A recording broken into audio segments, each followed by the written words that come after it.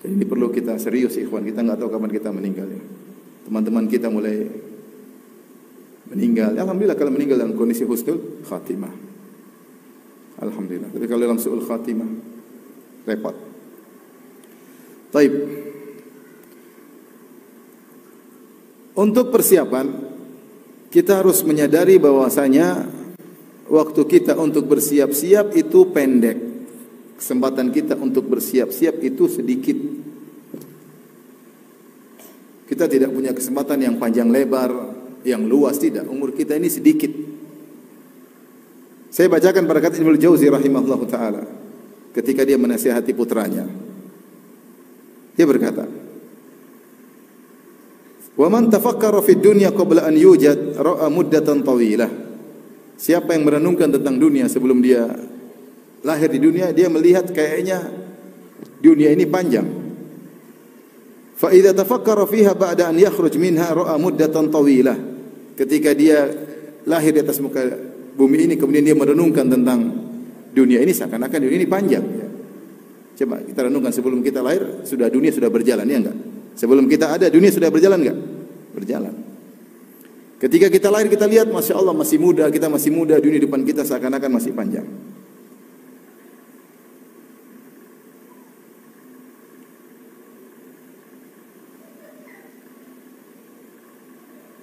Kemudian saya ulangi, fa idza tafakkara fiha ba'dan yakhruju minha ra'a muddatan tawilah. Kalau dia merenungkan tentang kehidupannya setelah dia meninggalkan dunia.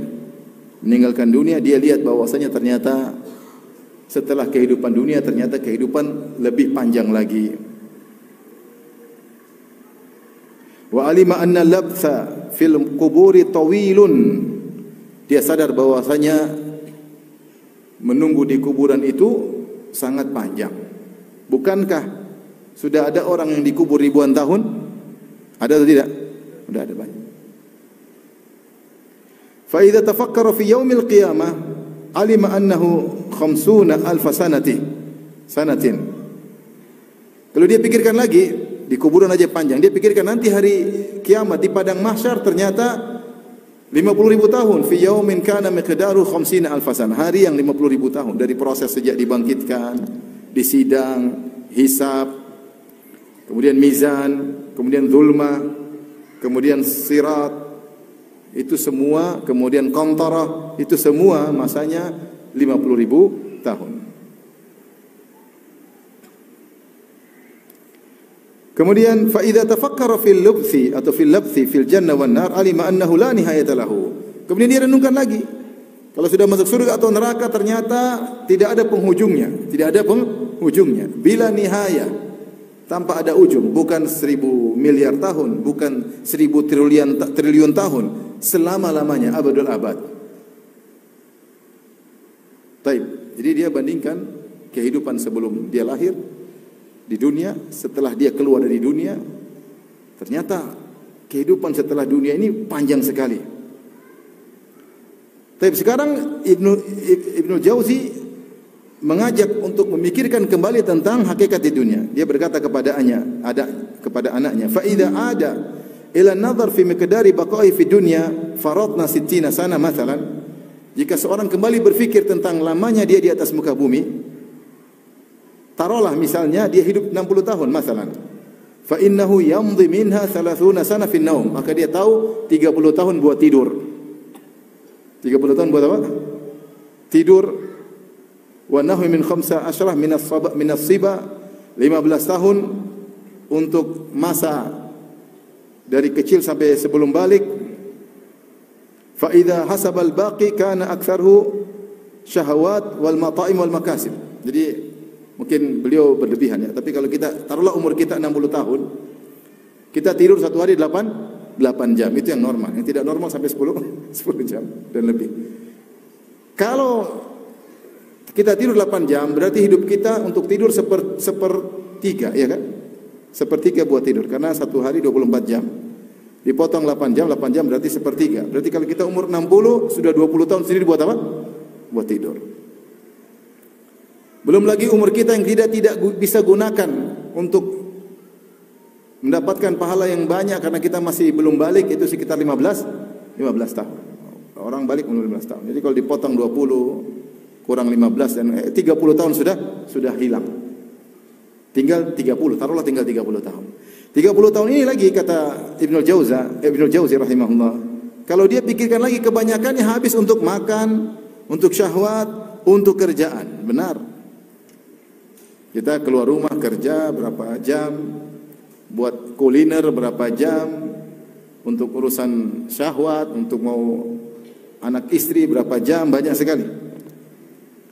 Fa idza khalusa ma lil akhirah wajada fihi min ar-riya' wal ghaflah katsiran. Itu pun kita lihat waktu kita yang untuk akhirat, untuk dakwah, untuk salat, untuk puasa, untuk ikut pengajian, itu pun kita dapati banyak yang riya. Banyak yang apa? Riya, ujub, cari muka, pingin tampil, pingin dipuji, lalai. Fabimadza tashril hayatal abadiyah? Kalau gitu kita mau pakai modal apa untuk membeli kehidupan akhirat? Wa innamas thamanu hadhihi sa'at. Sementara modal untuk membeli hari akhirat itu adalah waktu kita ini. Artinya Ibnu Jauzi ingin mengajak anaknya merenungkan bahwasanya kita ini waktu cuma sebentar. Itu pun kalau umur kita sampai 60 kurang 15 sudah tinggal berapa? 45 kan? 45 dikurang sepertiga tinggal berapa? Sepertiga dari 45 buat tidur. 15 tahun kita nggak dihitung, main sana, main game, main PlayStation, main apa, loncat sana, loncat sini, selesai.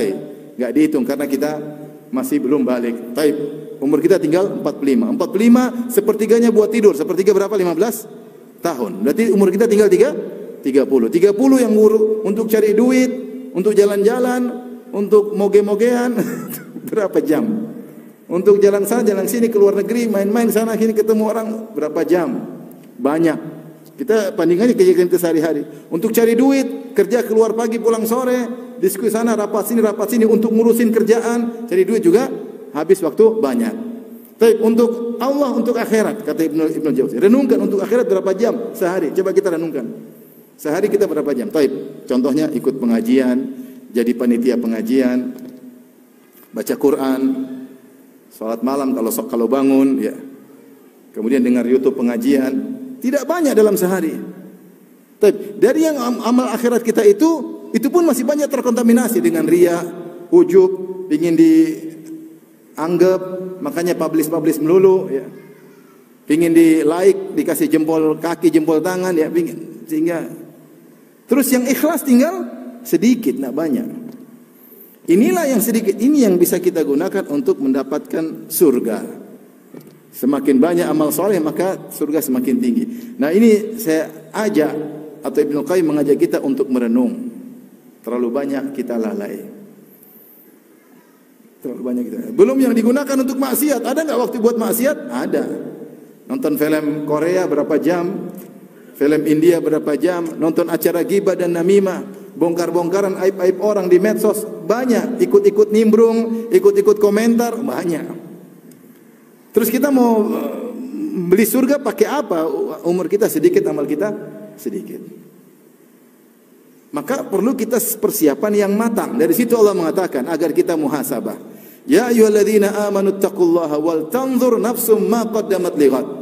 Wahai orang-orang yang beriman, bertakwalah.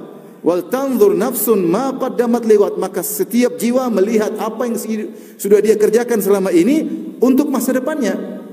Untuk hari akhirnya. Dia sekarang renungkan apa yang sudah dia kerjakan. Umurnya sudah 45, sudah 50, sudah 60. Apa sih injazat atau produktivitas akhirat apa yang sudah dia kerjakan untuk akhirat? Coba renungkan kembali. Saya sudah ngapain? Berbakti sama orang tua juga enggak jelas. Perhatian sama anak-anak, Quran berapa kali khatam juga enggak tahu. Sedekah masih banyak perhitungan. Sama tetangga juga tidak ada hubungan, kurang baik. Kakak dan adik silaturahmi belum begitu jalan. Tapi renungkan. Bukannya kita dibuat putus asa oleh Ibnu Jauzi. Tidak ada kata terlambat. Tapi agar kau maksimal di sisa umurmu ini. Agar kau maksimal. Karena kematian misteri. Bisa datang tiba-tiba. Maka pertama langkah agar kita persiapan, kita sadari waktu kita ini cuma tinggal sebentar. Waktu memang banyak. Mungkin kita rasa umur kita masih banyak. Tapi untuk duniawi yang banyak. untuk akhirat benar-benar kita lakukan karena Allah cuma sedikit. Terus terang sedikit. Kebanyakan kita kegiatan, saya ini karena pengen beli ini, saya kerja ini karena pengen beli ini, saya gini kan. Yang untuk Allah karena Allah tidak banyak. Maka di antara cara persiapan adalah muhasabah. Kalau kita bahasa kita namanya evaluasi diri. Wal tanzur nafsun ma qaddamat lighad. Setiap jiwa hendaknya melihat kembali, merenungkan kembali apa yang telah dia kerjakan di masa lalunya lil ghad, untuk masa depannya di akhirat. Jika tidak dia melakukan ini, maka dia akan banyak penyesalan. Makanya Allah sebutkan tentang penyesalan semua orang pada hari kiamat. Kata Allah Subhanahu wa taala, "Wa ji'a yauma idzin bi jahannam, yauma idzi yatadzakkaru al-insanu wa anna lahu dzikra, yaqulu ya laitani qaddamtu li hayati." Ketika dihadirkan neraka jahanam pada hari kiamat kelak, maka pada hari itu setiap manusia yatadzakkar, akan ingat dan sadar. Kemudian setiap jiwa akan berkata, yaqulu ya laitani qaddamtu li hayati, seandainya dulu di dunia saya melakukan amal soleh untuk kehidupanku sekarang di akhirat. Tapi sudah terlambat. Dia cuma mengatakan, ya laitani, amboi, aduhai, seandai kata, seandainya, sudah enggak bisa. Makanya Allah menamakan dengan hari akhirat dengan yaumal hasrah, hari penyesalan. Wa anzirhum yaumal hasrati idz qudiyal amru wa hum fi ghaflah wa hum la yu'minun. Berilah peringatan kepada mereka tentang yaumal hasrah, hari penyesalan. Itu hari kiamat. Yang siapa yang menyesal? Semua orang, termasuk kita-kita. Kita semua pasti menyesal. Orang kafir menyesal, pelaku maksiat menyesal. Yang menghatamkan film Korea pasti menyesal. Menghatamkan film India juga pasti menyesal. Yang menghatamkan waktunya untuk musik-musikan, joget-jogetan pasti menyesal. Yang komentar habis-habisan di medsos juga menyesal. Dia komentar maki-maki sana, maki sini, menyesal. Yang ribut sana, ribut sini karena dunia, karena jabatan, pasti menyesal. Bukankah Nabi mengatakan hati-hati dengan jabatan? Khizyun wa nadamah yaumal qiyamah, hanyalah kehinaan dan penyesalan pada hari kiamat. Ribut, tuduh sana, tuduh sini, bukan karena akhirat, tapi karena secercah dunia yang belum tentu membuat dia bahagia. Kita ini banyak menyesal, pasti banyak menyesal. Nah, supaya kita berkurang penyesalannya, kita evaluasi sama-sama. Saya harus evaluasi, antum harus evaluasi, ibu-ibu harus evaluasi. Yang sibuk beli barang-barang mewah pasti menyesal. Yang tiap hari ngomelin suami pasti apa? Menyesal. Yang tiap hari kerjanya ke mall juga menyesal. Oleh karenanya kurangi penyesalan kita, kurangi dengan persiapan. Maka saya katakan tahapan pertama adalah kita menyadari bahwasanya sisa waktu kita tidak banyak, sehingga kita pelit dengan waktu. Karena modalnya adalah waktu. Kalau ada waktu baru kita bisa beramal. Enggak ada waktu gimana bisa beramal? Ada perkataan indah dari Ibrahim At-Tamimi, dia berkata, atau Ibrahim At-Taimi dia berkata, "Mathaltu nafsi fil jannah, akulu min thimariha." Aku menghayalkan diriku sedang di surga di hari akhirat. Aku lagi di surga. Lalu aku makan buah-buah yang ada di surga. Wa asyrabu min anhaira, kemudian aku minum dari sungai-sungai yang ada di surga. Betapa indahnya kehidupan tersebut. Tsumma mathaltu nafsi fin nari. Lalu aku membayangkan seandainya aku masuk neraka, wa a'udzubillah. Akulu min zakumiha, aku makan dari buah zakum. Wa asyrabu min sadidiha, dan aku minum dari nanah-nanah luka-luka penghuni neraka. Wa u'aliju salasilaha wa aglalaha, dan aku menghadapi rantai yang diikatkan kepadaku, belenggu yang dipasang di leherku. Faqultu li nafsi, ay nafs, ayu syai'in turidin. Maka aku berkata kepada jiwaku ketika itu, seandainya aku sedang di neraka jahanam, kau ingin apa wahai jiwaku? Maka jiwaku pasti berkata, uridu an uradda ila dunya fa a'mala salihan. Aku ingin dikembalikan ke dunia untuk beramal saleh. Demikian juga seandainya aku sedang di surga, jika aku bertanya kepada jiwaku, apa yang kau inginkan wahai jiwaku? Aku ingin kembali ke dunia untuk tambah amal salehku. Kalau aku lagi di neraka, Aku bertanya pada jiwaku, apa yang kau inginkan? Sedangkan kau sedang di neraka. Aku ingin kembali di dunia untuk beramal saleh. Maka Ibrahim rahimahullah berkata, fa anti fil umniyati fa'mali. Kau sekarang sedang dalam angan-anganmu. Kau sedang di dunia, maka beramalah. Ya akhi, sibukkanlah dengan bagaimana kau di alam barzakh. Jangan terlalu sibuk dengan urusan orang. Kita sibuk urusan orang, kita enggak tahu nasib kita bagaimana. Kita ni masing-masing nanti.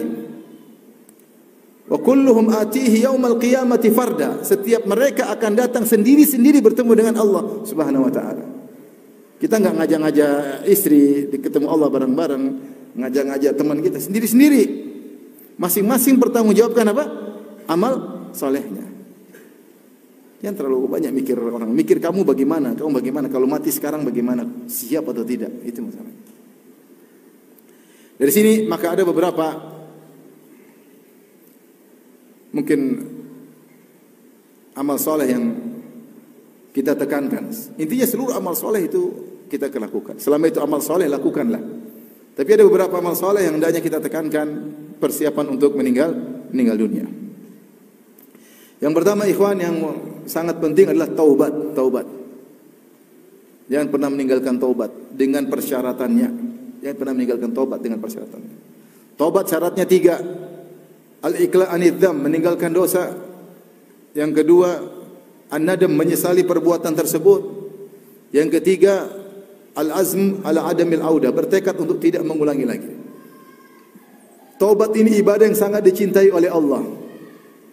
Begitu dicintai oleh Allah, sangat dicintai oleh Allah sampai Allah mentakdirkan manusia pasti berdosa. Sampai Nabi SAW bersabda, "Laulam tudznibu la dhahaballahu bikum thumma ja'a biqaumin yudznibun fayastaghfirullah fayaghfirullahu lahum." Kalau kalian tidak pernah berdosa, Allah akan sirnakan kalian, hilang kalian dari muka bumi. Lalu Allah datangkan suatu kaum yang mereka berdosa, kemudian mereka bertaubat, lalu Allah ampuni dosa-dosa mereka. Saking cintanya Allah kepada ibadah taubat, Allah mentakdirkan sebagian hamba berdosa. Makanya Nabi berkata, kullu bani Adam khata', seluruh anak Adam suka melakukan dosa. Wa khairul khata'in at-tawwabun, dan sebaik-baik yang berdosa yang suka bertaubat. Innallaha yuhibbut tawwabina, sungguhnya Allah mencintai orang yang suka bertaubat. Taubat adalah ibadah yang paling dicintai oleh Allah, ibadah yang disukai oleh Allah. Bahkan dianjurkan untuk seluruh manusia. Para nabi pun suka bertaubat. Apalagi kita yang banyak dosanya, hendaknya sering kita bertobat kepada Allah Subhanahu wa taala. Dan sebaliknya, dia adalah ibadah yang paling dibenci oleh syaitan. Kenapa dibenci oleh syaitan? Karena hasil kerjaannya gagal semuanya. Bayangkan syaitan menjebak seseorang, orang ini berzina, merampok, membunuh, melakukan maksiat. Di ujung hayatnya dia bertobat. Syaitan ngenes enggak? Gigit jari. Ini sudah puluhan tahun bermaksiat, sebentar lagi cemplung neraka, tahu-tahu di penghujung hayat dia bertobat. Semua usaha dia sia-sia. Lihatlah bagaimana penyihir Fir'aun, para penyihir Fir'aun, yang kerjaan mereka mungkin puluhan tahun adalah mencari nafkah dengan melakukan syirik akbar, melakukan sihir. Ternyata di penghujung hayatnya, fa'ulqiyas saharatu sujada, mereka sujud pada Allah. Qalu amanna bi Rabbi Harun wa Musa, kami beriman kepada Rabbnya Harun dan Musa. Beriman, tidak sampai sehari, tidak sampai satu siang, dibunuh oleh Fir'aun, masuk surga. Gagal setan selama ini. Karena kita tidak tahu kapan kita bakalan mati, maka seringlah bertobat. Jangan pernah menunda tobat. Apa kata seorang penyair? Bahwasanya kematian tiba-tiba, kata penyair tersebut, ya. Man lam yamut bisayfin mata bi ghairihi. Ta'addadatil asbab wal maut wahid. Siapa yang tidak meninggal karena pedang, artinya dia selamat, tidak dibunuh oleh pedang, dia akan mati dengan sebab yang lain. Dan sebab kematian sangat banyak, semuanya menuju pada tujuan, sama-sama mati. Taruhlah pada diri kita ada 1000 sebab kematian. Bukankah sebab kematian banyak? Banyak. Ketabrak mobil mati, ya. Sakit mati, ya. Jatuh dari tempat tinggi juga Pak, mati, ya. Serangan jantung mati, penyakit dengan berbagai macam bentuknya, ya. Sebab kematian banyak, dibunuh orang mati, dijamret orang mati. nakalin orang mati, berjihad juga mati. Ya. Sebab kematian banyak. Banyak orang ketika kumpulin sebab orang mati banyak sekali. Tapi kalau Anda bisa berhasil lolos dari satu sebab, masih ada sebab lain menanti. Taruhlah Anda olahragawan supaya tidak sakit. Anda olahraga, Anda sehat. Tahu juga mati. Kenapa? Waktunya mati, sudah tua. Memang kalau olahraga terus muda terus, enggak, ada waktunya juga mati. Ya. Kata Nabi, semua penyakit bisa sembuh kecuali tua. Kalau tua selesai. Anda sudah olahraga sehat-sehat, tahu-tahu ketabrak mobil, selesai, mati. Anda olahraga sehat-sehat, terlalu sehat, tubuh tidak bisa meledak, terlalu sehat, mati. Terlalu sehat. Jadi kita mati kapan saja. Mati kapan? Kapan saja. Karena kalau kita tahu kita bisa mati kapan saja, tidur aja bisa mati. Orang tidur nggak bangun-bangun, banyak. Tidur tahu-tahu mati. Oleh karenanya, kalau lagi maksiat segera bertobat. Jangan bilang saya maksiat malam ini, besok habis subuh saya yang bertobat pas sholat subuh. Ya, ente tidur belum tentu bangun subuh. Bagaimana seorang meninggal su'ul khatimah sebelum meninggal bermaksiat dan belum sempat bertobat, waliyahzubillah. Maka maksiat kapan saja, jangan lupa bertaubat, karena kita tidak tahu kapan kita mati. Ini bekal utama untuk menghadap kematian, senantiasa bertobat. Makanya di antara zikir yang dianjurkan, Rabbi ghufirli, astaghfirullah, Rabbi ghufirli wa tuba alayya innaka antat tawwabur rahim. Rasulullah berkata, tuba liman wajada fi sahifatihi istighfaran katsira. Sungguh beruntung seorang mendapati dalam catatan amalnya istighfar yang banyak. Itu kalau di mana-mana istighfar. Astagfirullah, dosa kita ini banyak. Dosa pandangan melihat yang tidak-tidak, mendengar yang tidak-tidak, dosa terhadap istri, dosa terhadap anak-anak, kurang perhatian sama anak-anak, tidak perhatian sama istri, dosa terhadap suami, bangkang sama suami, tidak berterima kasih kepada suami, nuntut suami yang macam-macam, dosa banyak. Dosa terhadap terkait dengan orang tua, banyak dosa kita ini diliputi oleh dosa. Diliputi oleh dosa. Tapi kalau gitu yang paling beruntung yang sering apa? Istighfar. Astagfirullah. Baik, ini yang pertama. Jangan lupa untuk sering bertobat. Yang kedua, kalau punya masalah sama orang, segera selesaikan di dunia. Punya masalah sama orang, segera selesaikan di dunia sebelum kita disidang oleh Allah di akhirat. Kita berusaha tidak punya masalah, tapi itu mustahil. Kita pasti punya masalah. Namanya kita berinteraksi dengan manusia tidak selalu nyaman. Masalah tersebut bisa saja terhadap orang dekat kita. Punya masalah sama ibu, punya masalah sama ayah, punya masalah sama anak-anak, punya masalah sama pasangan hidup, sama suami, punya masalah sama istri, punya masalah sama tetangga. Usahakan kalau ada masalah selesaikan. Kalaupun tidak selesai, pastikan kamu di posisi yang benar, pastikan. Jangan sampai meninggal dalam kondisi zalim. Kenapa? Karena Nabi berkata, az-zulmu zulumatun yaumal qiyamah. Kezaliman adalah kegelapan yang bertumpuk-tumpuk pada hari kiamat kelak. Ada dua tafsiran. Ada yang mengatakan kegelapan yang bertumpuk-tumpuk adalah kesulitan, ya, yang bertumpuk-tumpuk sejak kau dibangkitkan, mengalami kesulitan dibangkitkan, disidang, dihisab, dimizan, semuanya susah. Karena meninggal dalam kondisi menzalimi orang lain. Ada yang mengatakan zulumatun yaumal qiyamah, kegelapan yang bertumpuk-tumpuk ketika kau melewati sirat. Ujian terakhir, masuk surga atau neraka. Kalau mau masuk surga jalannya harus kelihatan supaya bisa ngelewat. Kalau gelap nggak kelihatan jalan, jatuh. Makanya orang beriman dikasih cahaya, semakin besar imannya semakin tinggi cahayanya. Ada cahayanya seperti pohon korma, ada cahayanya seperti gunung, dia lihat jalan dengan jelas, dia lewat. Tapi kalau zalim, ambil harta orang, nipu orang, jual barang tidak beres, jual jasa tidak beres, aduh repot. Jual mobil, ternyata mobilnya banyak rusaknya, tidak dibilang-bilang. Zalim atau tidak? Zalim. Jual jasa travel, katanya bintang 5, ternyata sampai di Mekah bintang 7. Zalim atau tidak? Zalim.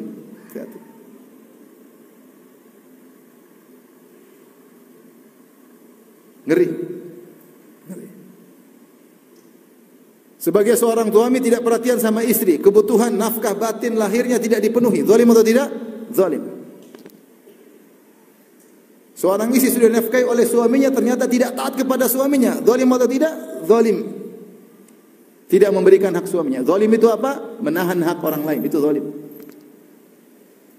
Anak-anak tidak diperhatikan, dikasih kesenangan aja, dibelikan HP, dibelikan mainan, dibelikan semuanya gini, tapi tidak diarahkan, tidak diajarkan, tidak dinasihati. Zalim, tidak amanah kepada sang anak. Amanah dari Allah tidak kita tunaikan. Mengerikan, ikhwan. Punya masalah sama orang, punya masalah sama kakak, silaturahmi terputus. Oleh karenanya, kalau bisa sebelum meninggal semua masalah sudah selesai. Antum sekarang pikir punya masalah sama siapa? Coba renungkan. Anda enggak punya masalah sama saya? Pasti ada. Coba antum renungkan, ada enggak orang punya masalah sama kita? Atau antum tidak pernah bermasalah? Yang jadi masalah orang yang suka melupakan masalahnya, itu repot. Udah zalimi orang lupa, zalimi orang lupa, zalimi orang lupa. Lupa melulu. Makanya di antara pernyataan yang disampaikan Al-Qadhi Iyad, salah seorang ulama, Qadiyat atau Al-Maziri ketika mensyarah Sahih Muslim tentang orang yang melupakan kezalimannya. Ketika dia berbicara tentang sahibu maksin, penarik pajak. Berbicara tentang masalah orang menarik pajak, tidak ada timbal balik, tidak punya hak narik pajak sengawurnya, maka dia bilang, penarik pajak ini susah untuk diterima tobatnya. Kenapa susah diterima tobatnya? Karena terlalu banyak orang dia pajakin dan dia lupa. Terlalu banyak orang dia pajakin, terlalu banyak orang dia zalimi, dan dia lupa siapa saja yang dia zalimi. Nah, seperti ini gimana mau diampuni, kata para ulama. Nah, antum kalau punya masalah jangan sok-sok lupa. Coba ingat-ingat kembali, saya pernah ngambil duit siapa, saya pernah nyolong uang siapa, saya pernah kerja sama, invest sama seseorang, saya zalim atau dia zalimi saya. Kalau antum ada masalah, pastikan antum yang benar, karena pasti disidang oleh Allah Subhanahu wa taala. Jika antum salah, segera selesaikan sebelum meninggal dunia. Kalau tidak, kesulitan yang akan dihadapi pada hari kiamat kelak. Tapi di antara mungkin yang perlu dipersiapkan untuk bertemu dengan kematian secara umum, ini umum adalah takwa. Kata Allah Subhanahu wa taala ketika Allah menyebutkan tentang haji, kata Allah, wa tazawwadu, kalau kalian haji berbekalah, karena haji itu perjalanan dari tanah air menuju ke tanah suci, balik lagi, butuh bekal.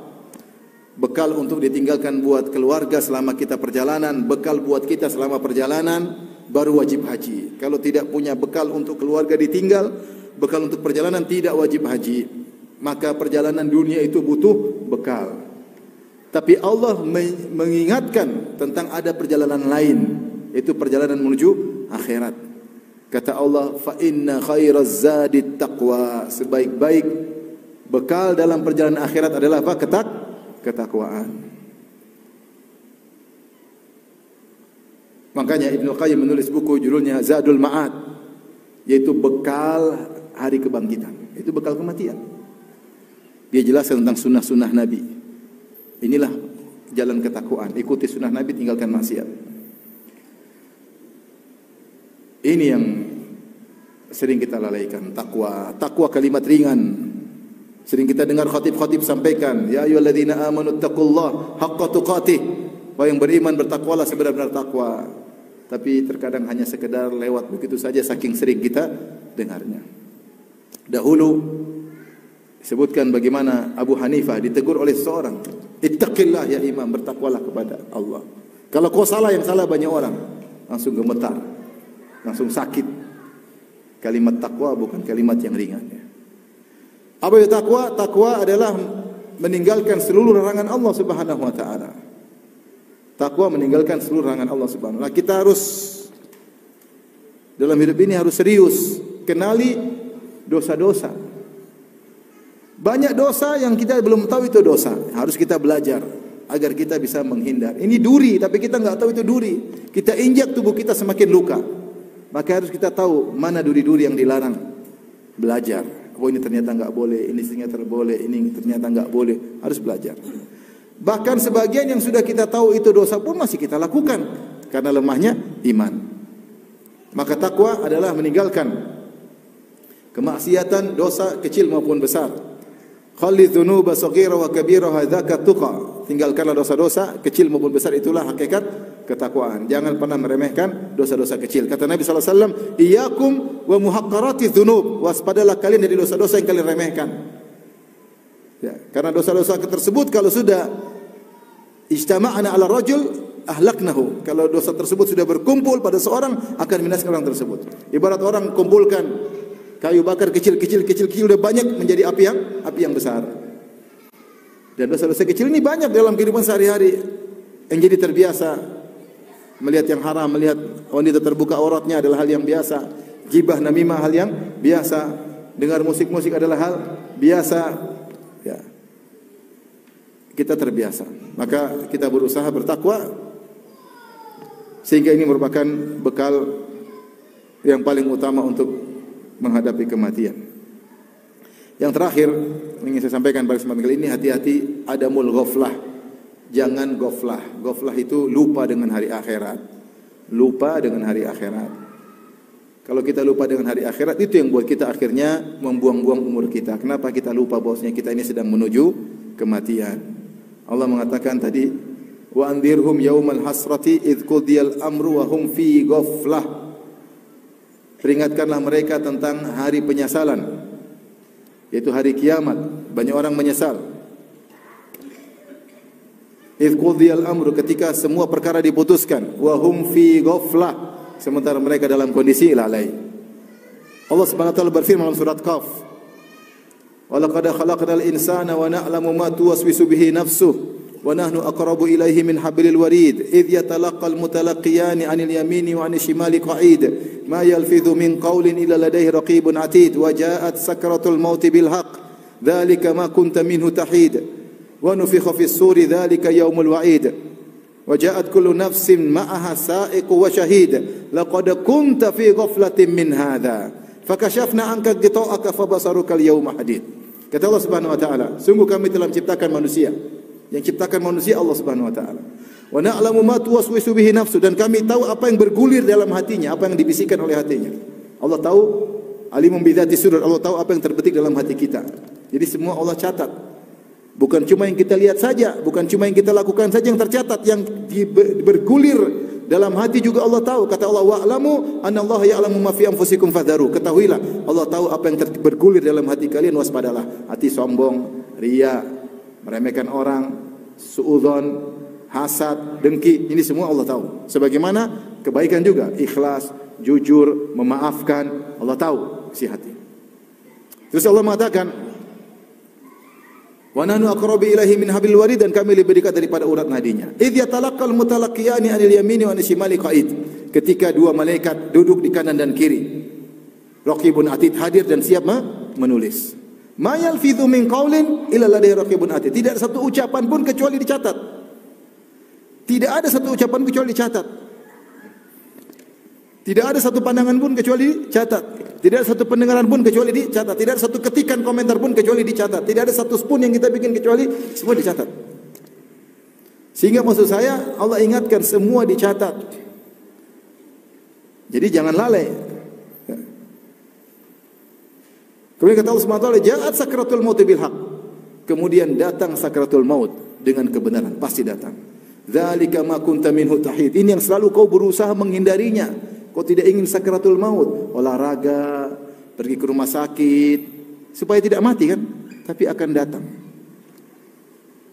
Olahraga, main pingpong, main bulu tangkis, main apa lagi? Tenis lapangan, jogging, maraton.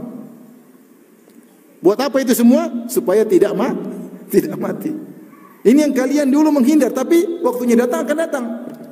Mau sedang olahraga, mau sedang tidur, mau sedang main bulu tangkis, main tenis. Sudah banyak kita sering dengar. Sedang main tenis lapangan, meninggal di lapangan. Pernah dengar gak? Ada orang yang saya kenal dekat meninggal demikian. Main badminton meninggal di lapangan juga ada. Dan sering kita dengar. Lagi jogging meninggal juga ada. Lagi main sepeda apalagi banyak yang meninggal. Padahal dia main sepeda, dia jogging untuk menghindar dari kematian, tetapi kematian datang di saat dia berusaha menghindarinya. Kata Allah, "Qul innal mauta alladzi tafirruna minhu fa innahu mulaqikum." Katakanlah kematian yang kau lari darinya, dia datang. Kau jogging supaya tidak mati kan? Datang ketika kau sedang jogging. Ini masih mending. Ada yang sedang maksiat, sedang berzina meninggal, lebih parah lagi. Taib. Laqad kata Allah Subhanahu wa taala, "Dzalika ma kunta minhu tahid." Kemudian kata Allah, "Yaum wa nufikha fis sur," dan ketika ditiupkan sangkakala. Ya. Dzalika yaumul wa'id, itulah hari yang telah diingatkan. Hari ancaman yang Allah ancam. Kata Allah kemudian, "Wa ja'at kullu nafsin ma'aha sa'iqu wa syahid." Maka setiap jiwa digiring oleh malaikat yang menggiring dan menjadi saksi. Kata Allah, "Laqad kunta," itu menuju neraka jahanam. "Laqad kunta fi ghaflatin min hadza." Kau dulu lalai dari ini semua. Lalai dari mengingat akhirat, sehingga kau ngomong seenaknya, sehingga kau melihat seenaknya, sehingga kau mendengar seenaknya. Ini bahaya, lalai ini bahaya. Makanya seorang boleh menikmati dunia, tapi jangan banyak-banyak. Saking banyak dunia dia nikmati, dia lalai. Seorang boleh punya mobil, boleh punya motor, boleh punya mobil, tapi terlalu indah rumahnya, terlalu indah mobilnya, terlalu indah perabotnya, lupa dengan akhirat, lupa. Lalai ini jadi bikin kita masalah. Ketika kita lalai, kita malas beribadah. Ketika kita lalai, kita merasa umur kita masih panjang. Maka akhirnya kita tidak persiapan. Ini yang kata Allah, ya, laqad kunta fi ghaflatin min hadza. Dulu terlalu banyak syahwat yang kau ikuti sehingga kau lupa dengan hari kematian, hari akhirat. Ya. Terlalu banyak kesenangan yang kau ikuti sehingga kau lupa dengan hari akhirat. Menjadi seorang, silakan menjalani dunia ini, nikmati tapi jangan berlebihan. Nanti dia lalai dengan hari akhirat. Maka dalam segala kegiatan, saya akan sampaikan nasihat buat saya diri sendiri. Kita punya grup WhatsApp, grup, lihat saya dalam kegiatan ini semakin dekat dengan Allah atau tidak. Kalau semakin lalai, tinggalkan grup. Jangan ragu-ragu. Ini grup membuat saya semakin apa? Lalai. Tapi kalau saya masuk di grup ini, saya semakin ingat dengan Allah. Saya merasa dekat dengan Allah. Saya merasa semakin bertakwa. Lanjutkan. Umur cuma sedikit. Umur cuma sedikit. Ini ikhwan dan akhwat yang rahmati Allah Subhanahu wa taala, yang mungkin tentu masih banyak persiapan yang bisa kita lakukan. Seluruh amal soleh adalah persiapan. Tapi ini sekedar sebagian yang ingin saya sampaikan pada kesempatan kali ini. Semoga Allah Subhanahu wa taala mudahkan kita untuk memiliki bekal terbaik untuk akhirat kita. Semoga kita dianugerahkan husnul khatimah. Semoga kita dikumpulkan di surganya kelak. Amin ya rabbal alamin.